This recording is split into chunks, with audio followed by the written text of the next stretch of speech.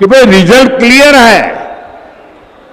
मैंने तो पहले ही कहा था कि इनकी बड़ी ने, मैंने पार्लियामेंट में कहा था, तब तो चुनाव को 2 महीने की 3 महीने की देर थी। मैंने कहा था इनकी सबसे बड़ी नेता चुनाव लड़ने की हिम्मत नहीं करेगी, वो डर के मारे भाग जाएगी। और वो भाग करके राजस्थान गई और राजस्थान से राज्यसभा में आई और हुआ भी यही। मैंने पहले ही बता दिया था कि शाहजादे वायनाड में हारने वाले हैं और हार के डर से जैसे ही वायनाड में मतदान समाप्त होगा वो दूसरी सीट खोजने लग जाएंगे।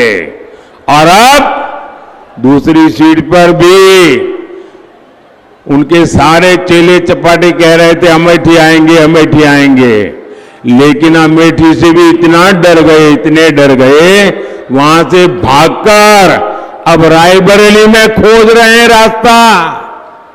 ये लोग घूम घूम कर सबको कहते हैं डरो मत। मैं भी आज उन्हें कहता हूं और बड़े जी भर के कहता हूं, अरे डरो मत, भागो मत। और आज मैं एक और बात कहूंगा, कांग्रेस इस बार पहले से भी कम सीटों पर सिमटने जा रही है। वो पहले से कम सीटें लड़ रहे हैं तो अपने आप भी कम जाना थल है।